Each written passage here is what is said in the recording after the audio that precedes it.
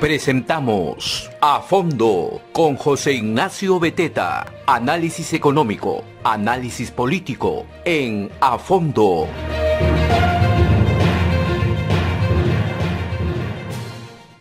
Muy buenos días, soy José Ignacio Beteta, conductor de A Fondo, presidente además de la Asociación de Contribuyentes del Perú. El señor Vladimir Cerrón ha elegido al ministro del Interior, al señor Barranzuela, un personaje que, además de haber estado vinculado a Cerrón, a Bellido, haber tenido, digamos, participación incluso, ¿no?, en la defensa de algunos personajes vinculados al Partido Perú Libre. Además, ahora el señor Barranzuela tiene acceso, digamos, a una cantidad de información enorme y principalmente de la policía, la fiscalía, el sistema de inteligencia del Perú. Esto es algo que nunca hemos visto esto. Es decir, la cantidad de ministros, queridos amigos y amigas, que han sido elegidos sin tener las capacidades, sin tener las facultades humanas, digamos, las aptitudes, pero además con vínculos de corrupción, con vínculos con el terrorismo, con un pasado oscuro. En 70 días hemos tenido una cantidad de personajes extraños en el gabinete que es inaceptable. Ustedes tienen que ser conscientes de esto. Uno podía quejarse del ministro tal porque, bueno, ese es un lobista. Uno podía quejarse del otro ministro porque, este ministro pues era, no sé, es muy pituco, es muy blanco, este no sabe qué. Pero no, estos son los que nos están poniendo ahora en los gabinetes que elige el señor Castillo. Son gente que ha estado vinculada al terrorismo, gente vinculada a la corrupción. Es el señor Barranzuela, pero por otro lado es el señor Gallardo. Que el señor Gallardo, ¿no es cierto?, así como el señor Castillo, sindicalista, que ha estado en contra de la evaluación y supervisión, evaluación de los profesores del sector estatal. Y ha hecho además campaña, ¿no?, a grupos cercanos a Movadef y ahora al FENATE, que es este nuevo sindicato aprobado en un día, ¿no?, porque apenas entró el ministro de Trabajo, no era ni 30 de julio creo, y habían aprobado a este sindicato, que es el sindicato del señor Pedro Castillo, y que quiere ser partido político además. Para conversar de este tema de los peligros, de los riesgos que tiene tener a personajes así en el gabinete, hoy día tenemos a un invitado muy importante que ya ha estado con nosotros en este programa, en esta casa, compartiendo sus reflexiones, ¿no es cierto? El señor José Luis Gil Becerra, que es un experto en inteligencia, en orden interno, en seguridad, que además ha sido director general de inteligencia del Ministerio del Interior, ¿no? Y ha sido también integrante del Grupo Especial de Inteligencia del GI. José Luis, ¿cómo estás? Muy buenos días. Buenos días, José Ignacio. Muchas gracias por la invitación. Preocupante lo que viene pasando, pero hay que desentrañar la verdad. El público tiene derecho a saber qué es lo que está pasando, documentadamente también, por cierto. Gracias. Vamos a ese punto. A ver, hemos tenido, como comentaba en la introducción, para empezar, un ministro de Trabajo, Maraví, que tenía acusaciones directas de haber estado vinculado a atentados terroristas. O sea, ni siquiera eran vínculos con algún grupo, no, eran atentados. Tuvimos al señor Béjar, a quien habían indultado, ¿no?, hace 40, 50 años, pero que muy probablemente había asesinado personas, asesinado gente cuando era miembro de un grupo guerrillero en los años 60. Luego hemos tenido a este señor Gallardo, luego hemos tenido al mismo señor Bellido, digamos, ¿no?, que es una persona que ha defendido a Sendero Luminoso públicamente en programas de televisión. Y ahora tenemos al señor Barranzuela, que ha sido abogado, ha estado vinculado a los dinámicos del centro. A veces la gente no entiende, esto no llega, la información no llega a la población, a la ciudadanía. ¿Tú qué opinión te merece estos personajes que han estado entrando al gabinete del señor Castillo? Bueno, aparte de la ministra Anaí Durán, ligada en algún momento al MRTA, de Gisela Ortiz, ligada al movimiento de artistas populares, de Sendero Luminoso, después a familiares luego de la muerte de su hermana en la Cantuta. O sea, la cantidad de gente ligada al terrorismo que desfila por este gobierno es impresionante e insultante a la vez, ¿no? Pero en fin, vamos a hablar del tema de la educación. el sueño dorado del terrorismo, de las izquierdas radicales, es capturar la educación del Perú. ¿Pero para qué? Y el público tiene que saber. Como ustedes habrán podido notar, en diversos momentos Cerrón, el mismo Abimael Guzmán y incluso los del BRAE, Bermejo, ¿de qué hablan? Hablan de una futura revolución socialista. Para que esa revolución socialista se dé, se requiere que las juventudes, que las generaciones tengan que estar acondicionadas en esta nueva ideología. Entonces, capturar la educación es un objetivo y hay una estrategia, ¿no? Primero los maestros y luego los alumnos.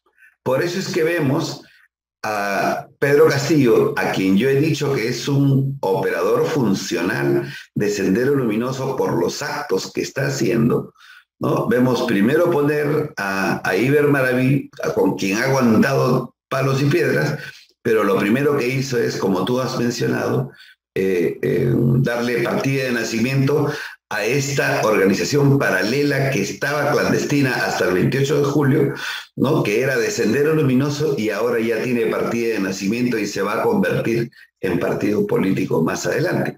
Y lo segundo que ha hecho es defenestrar a uno de los 50 maestros a uno de los 50 mejores maestros del mundo, el profesor Cadillo, que lo ha despedido por WhatsApp para poner a un octogenario con ideas cavernarias, ¿no es cierto?, súper político, en la que todas las evidencias demuestran ser parte de esta organización terrorista Sendero Luminoso como elemento funcional también, porque tiene el lenguaje, tiene las relaciones, tiene incluso la declaración de gente del FENATE que dice, bueno, sí, pues él es nuestro, ¿no? Él es de aquí. Y ahora lo dicen con mucho orgullo los del FENATE, como si FENATE no fuera Sendero Luminoso. Y yo les confirmo que FENATE es Sendero Luminoso, porque FENATE es el elemento superior del CONARE. O sea, ellos están cambiando permanentemente. Hay documentos que lo sustentan. Pero para muestra te voy a leer un pequeño párrafo de un documento incautado en 1990 a Abimael Guzmán, en la casa donde nosotros intervenimos. Hay un documento que él corrige. Y dice, mira lo que dice el texto, ¿no? En cuanto a maestros, vemos por una parte cómo el revisionismo, principalmente de Patria Roja, ha entrabado la lucha del magisterio. O sea, atacan a Patria Roja, que estaba pues desarrollando la derrama magisterial. Y dice, sin embargo, en duro combate contra el revisionismo, el trabajo partidario de Sendero Luminoso viene avanzando y se da la incorporación creciente de maestros a la guerra popular. Eso dice el documento. Entonces, Sendero ha querido atrapar el sindicato por años. Ese es su sueño dorado. Y acá está la demostración de que los incorporó. 522 maestros integraron Sendero Luminoso y estuvieron en la cárcel cumpliendo condena por causa de terrorismo. Estas son las muestras, estas son las pruebas. Increíble. Ahora, ¿cómo hacía el Ministerio de Educación? Porque, ojo, José Luis, tú eres un experto en inteligencia, has trabajado en estas áreas. A ver, ¿de qué forma al Estado, ¿no es cierto?, a la burocracia del Estado se le pasa esto por la guacha? Porque hemos tenido ministros del calibre del señor Saavedra, Marilú Martens, gente bien intencionada, además, muy capaz técnicamente. Pero estos sindicatos y esta gente está ocupando el magisterio durante años. ¿Qué pasa por la cabeza de la burocracia? ¿No se dan cuenta? ¿Lo ven y se corren? ¿Tienen miedo? ¿Qué ha pasado ahí? Bueno, yo creo que ha habido también mucha confusión, mucha ignorancia sobre estos temas. No olvidemos que el 60% de la población, según una encuestadora, no logra comprender cómo es la política peruana, no logra comprender izquierda, derecha, marxistas, leninistas, maoístas, y entonces eso podría ser una de las causas. La segunda es que nadie quiere hacerse problemas, ¿no?, con el tema, y que en general la problemática de cada ministerio probablemente ha impedido de que se haga este trabajo sostenidamente. Pero lo principal es que en 1992, que el Perú tuvo la oportunidad, con la captura de Abimel Guzmán, de reformar todo su sistema, de prepararse, de alistarse para el futuro, no se dio una política de Estado en la que el tema de educación habría sido lo principal. Hoy pagamos las consecuencias de ese olvido, de esa lección que no aprendimos en 1992. Totalmente de acuerdo. Ahora, la gente tampoco entiende, a veces la población, la ciudadanía no entiende qué poder tiene ahora este ministro. Vamos a hablar, digamos, Gallardo nos lo has pintado perfectamente, has pintado el cuadro perfectamente. Es un tipo que es vinculado directamente a Sendero Luminoso, que además ha tenido un pasado pues ideologizado, radical. Con todo lo que nos explicas, queda claro cuál es la misión de este señor. El ministro del Interior es un personaje también vinculado a Vladimir Cerrón, así como Gallardo es el puesto, ¿no?, a dedo por Castillo. El ministro del Interior, Barranzuela, es el puesto a dedo por Cerrón. ¿Qué peligro comporta que un abogado de Vladimir Cerrón, de los dinámicos del centro, que tenga acceso a todo el sistema de inteligencia, sea ministro del Interior con esas características, que además está vinculado a Bermejo, al narcotráfico, ¿no?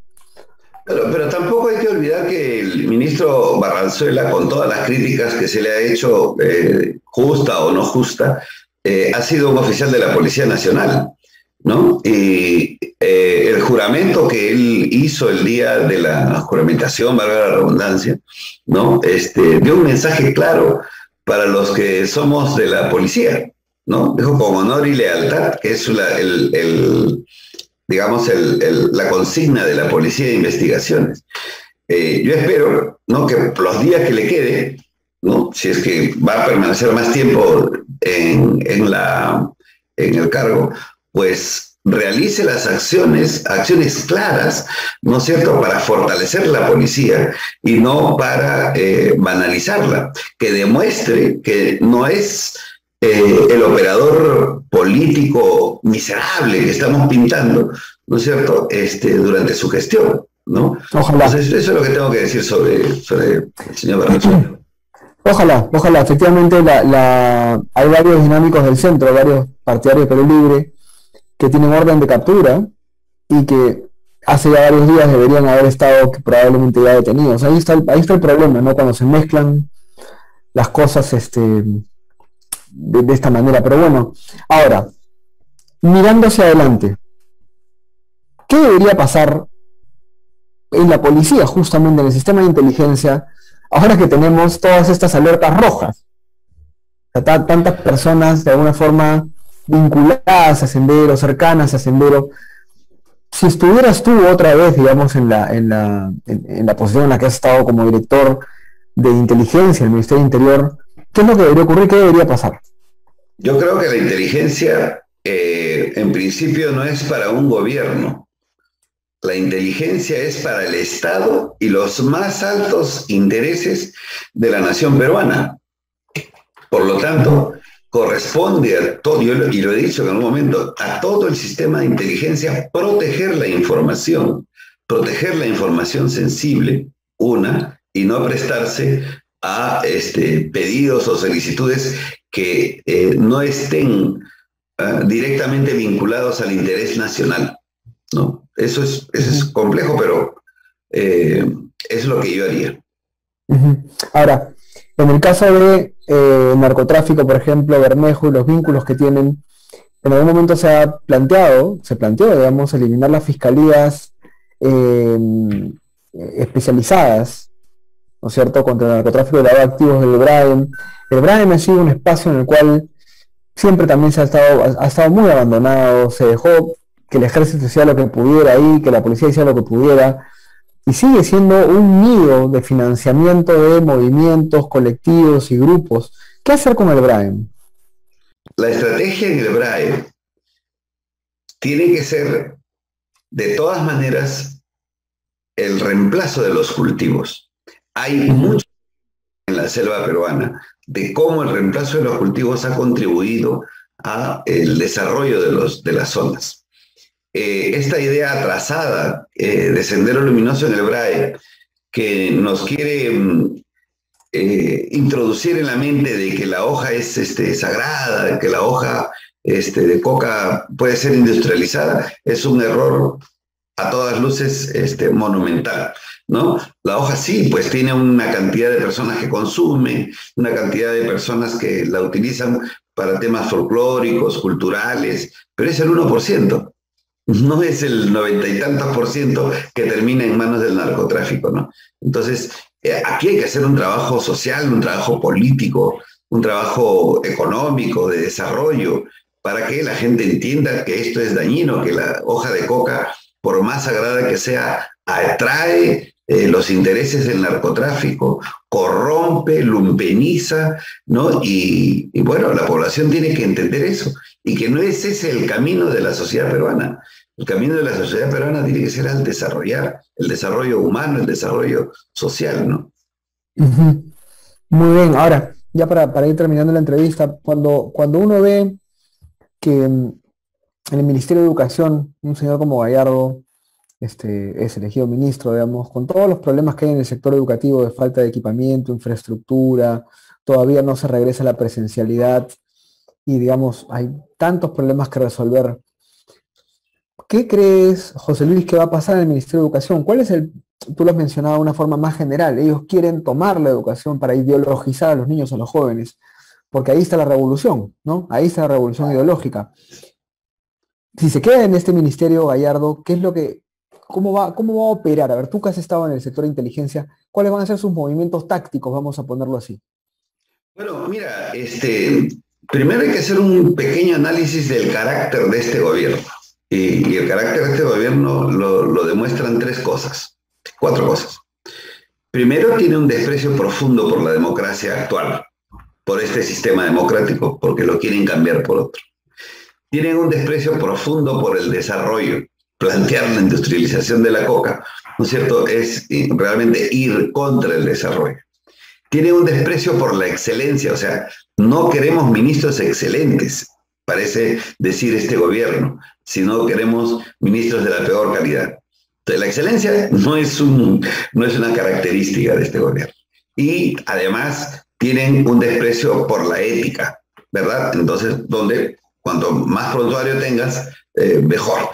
Con eso quiere decir que ese va a ser el talante de este gobierno en los próximos, durante el tiempo que dure. Y en el tema de la educación específicamente, cada ministro que va a llegar representante o vinculado a Sendero Luminoso va a ir construyendo una parte. Ya vino Maraví, ya hizo su parte, ya vino este ministro, va a meter la mano en la currícula para relativizar la llamada guerra popular, la violencia criminal terrorista, relativizarla, suavizarla, y después irán otros ministros, ¿no es cierto?, construyendo la narrativa que ellos necesitan para que las futuras generaciones que son los escolares hoy vayan acondicionando su mente para la revolución socialista. Eso va a pasar y lamentablemente los estamos dejando, ¿no? De acuerdo, además es increíble cómo nunca antes hemos visto 7 ministros, José Luis, 7 ministros vinculados al terrorismo en menos de 70 días, ¿no? Y parece que de alguna forma la gente lo normaliza, ¿no? La opinión pública se acostumbra, ¿no? Gisela Ortiz, Anaí Durán, Béjar, Maraví, Bellido, Gallardo, ¿no? Y uno sí, y ojalá que la lista no siga, digamos, ¿no? Pero así como tú bien mencionas que hemos perdido la batalla educativa, ¿no? ¿Qué hacer, a ver, para sensibilizar a la población? Vamos a ponernos de nuevo en el escenario. La población está trabajando, está preocupada por sobrevivir, por la plata, por comer, por las vacunas. Lamentablemente no consume política, muchas veces, la mayoría de la población no consume política. ¿Cómo hacer para sensibilizar a la población de tal manera que entienda la gravedad de lo que está pasando en este momento? Bueno, ya ha demostrado la población, los que sí entienden de política, los que aún sin entender, sí entienden el engaño. Porque hay personas, por ejemplo, que por no votar por Keiko Fujimori, votaron por Pedro Castillo. A estas personas se les comenzó a decir, oigan, estos señores están vinculados al terrorismo. Y entonces se nos llamó terruqueadores. Y las personas que no entendían decían, claro, están defendiendo a Keiko, por eso terroquean a la gente. Hoy, esas personas que fueron engañadas, se han dado cuenta que han sido engañadas y que realmente estaban vinculadas al terrorismo, ¿no? Y entonces, estas personas, que creo que yo que son muchas, ¿no? Incluso la gente de la derecha que no quiso votar por Keiko Fujimori, han tomado las calles. La presión que ha hecho la población contra Béjar, contra Iber Maraví, a través no solamente de los medios, sino de las marchas, es un elemento fundamental y que tenemos que darnos cuenta. La presión de la calle, la voz popular puesta en la calle, la voz de protesta, está haciendo que este gobierno se conmueva, retroceda. Y entonces, fíjate, la lucha ya no es de los congresistas con el gobierno, es de la población con el gobierno. Y eso tenemos que darnos cuenta. Por eso estamos empeñados en amalgamar a todos los ciudadanos al margen de sus colores políticos y de sus ideas y de sus matices sobre la libertad y la democracia, para unirnos, para juntarnos en regiones, a nivel nacional, y obligar a este gobierno a renunciar. Este gobierno no puede continuar. No estamos por el golpe de Estado, pero sí por la renuncia y por la vacancia, y hay que decirlo con toda claridad. El Perú no puede darse el lujo hoy de tener un gobierno que cree mentalidad socialista para el futuro. Claro. Eso tiene que terminar. De acuerdo, excelente. No, y además está clarísimo, porque si van a copar el Estado de esta gente y además van a radicalizar el mensaje, el discurso, la narrativa en la educación, en niños y jóvenes, y además van a agitar a estos colectivos y grupos de lucha y de defensa y los comuneros, etcétera, estamos creando la tormenta perfecta para que en un año y medio, 8 meses, 10 meses, haya una asamblea constituyente, igual nos den la vuelta como pescado en la sartén. Pero bueno. Los ciudadanos a veces nos tocan el bolsillo, nos molestamos, nos tocan el corazón, nos molestamos, pero cuando tocan a nuestros hijos, sí nos enervamos. Entonces ahora les están tocando a sus hijos y tienen que levantarse. Gracias. Muchas gracias, José Luis. Es un gusto estar con ustedes y también con José Luis Gilio Becerra, quien es un experto en inteligencia, ex director de inteligencia del Ministerio del Interior y además ex miembro del GEIN, del Grupo de Inteligencia Nacional del Estado, que fue el que capturó a Ismael Guzmán en el año 1992 para darnos de verdad que muchas luces acerca de lo que está pasando en el país y que nosotros a veces no nos damos cuenta. Uno ve la política, ve el ruido, ve la coyuntura, si subió el dólar, si subieron los precios, y está bien, todos estos temas son importantes, pero lo que está pasando debajo, en una corriente subterránea, es este copamiento del Estado por personajes que tienen una ideología radical, y que ustedes, amigos y amigas, muchos de ustedes, sobre todo los que tienen más de 40, 45 años, han vivido el terrorismo, por más que hayan sido pequeños niños, y los adultos también. No podemos repetir la historia, no podemos volver a aceptar que nos vendan el cuento de la desigualdad y la revolución socialista y la lucha armada y etcétera, etcétera. Y eso es lo que está pasando ahora. Pero pasa despacito, pasa poco a poco y no nos damos cuenta. Cuando menos lo esperemos, la trampa va a estar demasiado cerca y no vamos a poder salir de ella. Ha sido un gusto estar con ustedes. Nos vemos el día de mañana en A Fondo. Soy José Ignacio Beteta. Que tengan un muy buen día. Cuídense. Hemos presentado A Fondo con José Ignacio Beteta.